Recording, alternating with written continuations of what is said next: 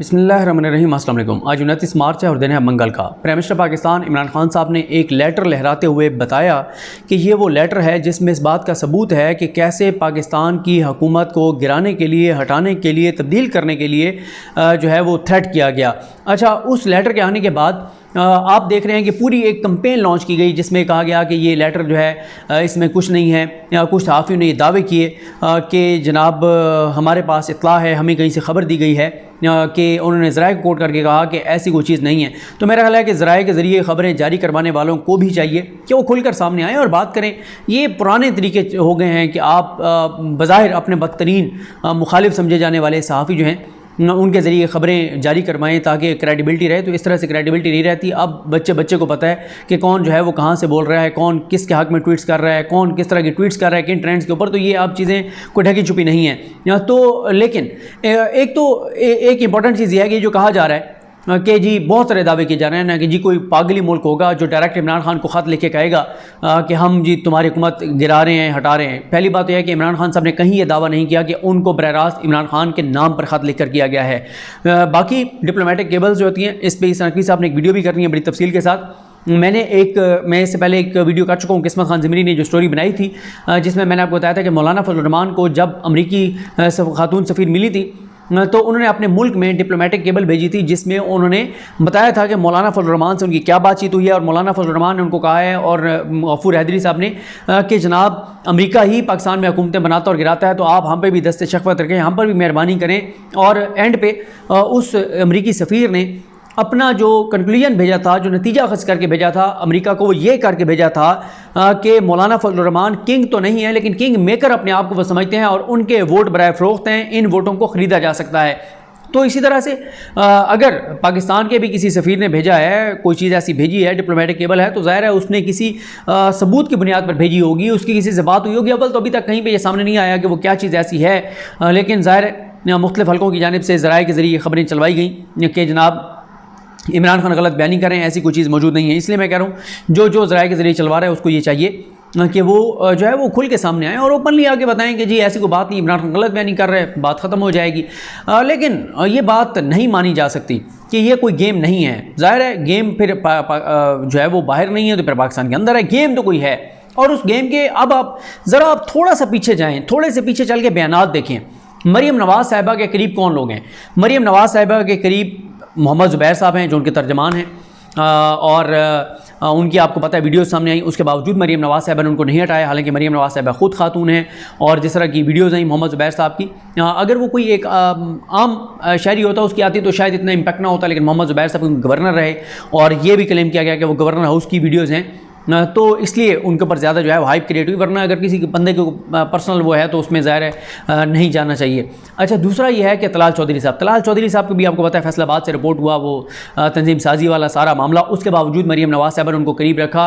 तो मरीम नवाज़ साहबा जब भी इस्लामाबाद कोर्ट में आकर बैठती हैं तो इन दो में से कोई एक उनके साथ ज़रूर बैठा होता है या कोई एक उनके सामने आगे ज़रूर बैठा होता है। कभी तो ऐसा भी होता है कि एक इस साइड पर बैठा होता है, एक इस साइड पर बैठा होता है, यानी इतने करीब हैं मरीम नवाज़ साहबा के।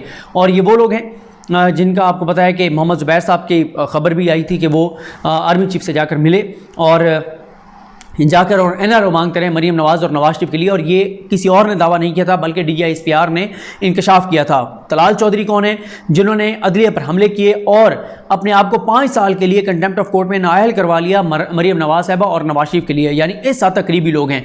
अब होता क्या है? होता यह है कि तलाल चौधरी साहब 13 अक्टूबर को ये दावा करते हैं और मैंने ये ट्वीट किया, मुझे ये क्लिप नहीं मिल रहा था, मैंने बड़ी कोशिश की तो बहुत से लोगों ने किया, लेकिन सबसे पहले जो मुझे भेजा वो मेहरबानी उनकी मोहसिन हलीम साहब ने।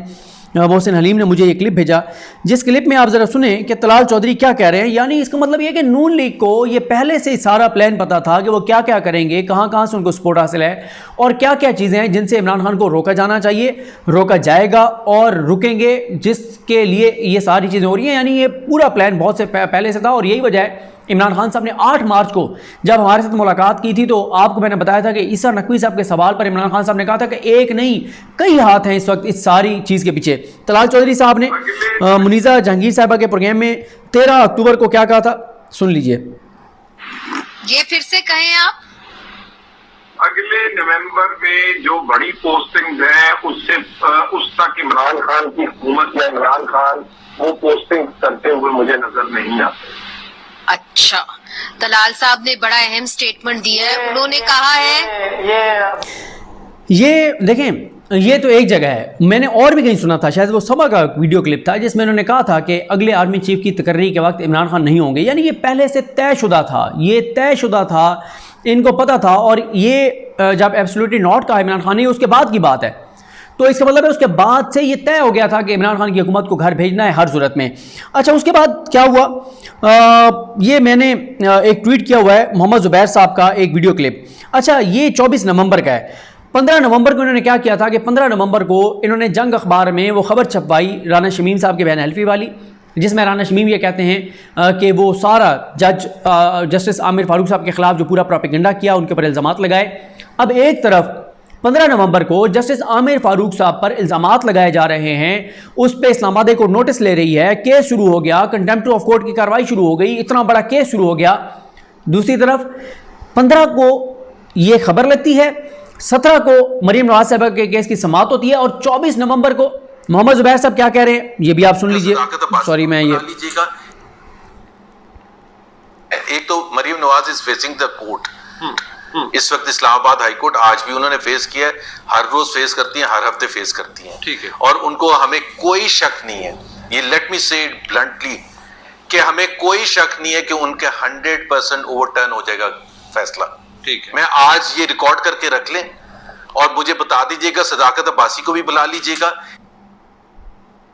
ये जनाब 24 नवंबर को ये कह रहे हैं कि जनाब मरीम नवाज जो हैं वो बरी होंगी, 100% बरी होंगी उसी जज की अदालत से जिस जज के ऊपर इन्होंने प्रोपेगेंडा किया, इल्ज़ाम लगाया। फिर दिसंबर में नवाज शरीफ साहब की वापसी की बातें शुरू हो जाती हैं। फिर उसके बाद साथ ही नवाज शरीफ की तायात नाअहली ख़त्म करवाने के लिए दरख्वास्त जो है वो सुप्रीम कोर्ट में दायर कर दी जाती है। और उसके बाद फिर क्या होता है, उसके बाद जो है वो मार्च में तहरीक अदम एतमाद आ जाती है। तो यानी ये पीछे पूरा प्लान था इमरान खान को हटाने का, और इसकी गवाही, दो बड़ी गवाहियाँ आपके सामने हैं। और यहाँ पर मैं आपको ये ज़रूर बता दूं कि मैं आमिर मतीन साहब को सुन रहा था काफ़ी रोज़ पहले। आमिर मतीन साहब ने ये बताया कि मुस्लिम लीग नून क्यों चाहती है, नून लीग और पीपल्स पार्टी क्यों चाहते हैं कि 3 से 6 माह तक ये अगर हुकूमत बनाते हैं तो 3 से 6 माह तो लाजमी वो हुकूमत चलनी चाहिए। वजह क्या है, आमिर मतीन साहब ने भी ये वजह बताई। और नून लीग तो एक चीज़ ओपनली नून लीग कह रही है, दूसरी आमिर मतीन साहब ने ठीक बताई। नून लीग ये कह रही है कि सबसे पहले हम जो काम इक़्तिदार में आकर करेंगे वो नैब को ख़त्म करेंगे, हर सूरत में हमने नैब को ख़त्म करना है। और साथ ही आमिर मतीन साहब ने बताया कि इनका मकसद ये है कि 3 माह के अंदर अंदर ये करेंगे, अदालतों को मैनेज करेंगे, अदालतों को मैनेज करके और मरीम नवाज़ को बरी करवाएंगे, अपने केसेस ख़त्म करवाएंगे, नवाज शरीफ की तायात नाअहली ख़त्म करवाने की कोशिश करेंगे।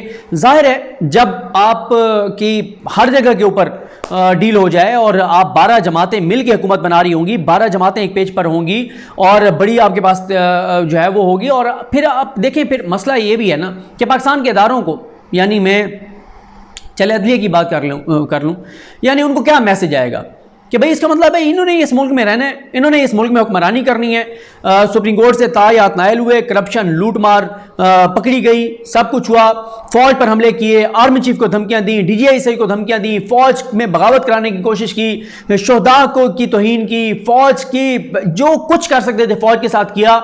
इतना कुछ करने के बाद भी अगर ये आ रहे हैं तो इसका मतलब है कि जो फौज को गालियां देकर, और फिर देखें ना मैसेज क्या जा रहे हैं, मैसेज ये जा रहे हैं कि हामिद मीर जो फौज को कहता है बेगैरत, बुज़दिल, तुम्हारे घर की औरतों की मैं चीज़ें सामने लेके आऊँगा, वो हामिद मीर दोबारा जियो के ऊपर बैठा है। तो आप मैसेज ये दे रहे हैं बेसिकली। और इससे पहले भी इदारों के ऊपर इनका कंट्रोल किस तरह का था, आप सुप्रीम कोर्ट का फैसला पढ़ लें। जब उन्होंने JIT बनाई थी उसमें उन्होंने लिखा था, उन्होंने कहा था कि तमाम इदारों को करप्ट कर दिया गया है, तमाम इदारों को हवारी अपने बिठा दिए गए हैं, किसी इदारे में सख्त नहीं है कि नवाज शरीफ को कोई एहतसाब कर सके।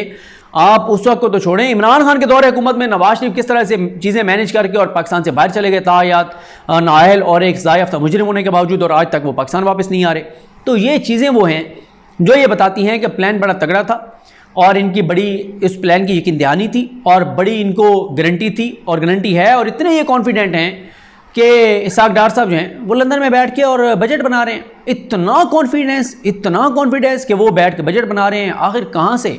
जाहिर है किसी बहुत भारी भरकम कुव्वत नहीं गारंटी दिया ना कि आप आ रहे हैं और आप बैठ के बजट बनाएं। और फिर इमरान खान ठीक कहते हैं कि बाहर की क़ुव्वतों ने ज़ाहिर है वो पूरा प्लान करके दिया और सारी चीज़ें इनको मैनेज करके दी, और अब ये कॉन्फिडेंट हैं कि जनाब बजट जो है वो इसहाक डार देंगे। यहाँ तक तय हो गया कि सदर पाकिस्तान जनाब वो मौलाना फजल रहमान होंगे। तो मैंने तो ये ट्वीट किया था कि सदर पाकिस्तान जो होते हैं वो सुप्रीम कमांडर होते हैं पाकिस्तान की फ़ौज के, यानी अगले 23 मार्च पर शोदा की फैमिलीज़ और फ़ौज के जवानों के ख़ानदानों, फ़ौज के जवानों से जो खिताब फरमाएँगे सदर पाकिस्तान के तौर पर, वो हज़रत अल्लामा मौलाना कायदे मिल्लत इस्लामिया मौलाना फजल रहमान साहब जो है वो खिताब करेंगे शोदा की फ़ैमिलीज़ को, फ़ौज के जवानों को, फ़ौज के जवानों और अफसरान की फ़ैमिलीज़ को। और क्या मंज़र होगा, रश्क आता है सोच कर भी, और चश्मे फलक क्या कुछ देखेगा। तो जमहूरियत तो बेहतरीन इंतकाम है, लेकिन ये पता नहीं किस तरह का इंतकाम पाकिस्तान से लिया जा रहा है और पता नहीं कौन ले रहा है। बहरहाल आने वाले वक्त में ज़ाहिर है अभी बहुत सारी चीज़ें सामने नहीं आ रही, लेकिन एक वक्त आएगा जब एक एक चीज़ आपके सामने आएगी और बहुत लोगों को दुख भी होगा, अफसोस भी होगा, हैरत भी होगी, परेशानी भी होगी, और कि क्या कुछ हो रहा था हमारे मुल्क में और किस तरह का खेल जो है ये खेला जा रहा था। मुझे अपनी दुआ में याद रखें। अलगनी मोहम्मद साहब को हामी नासरो। अल्लाह हाफ़िज़।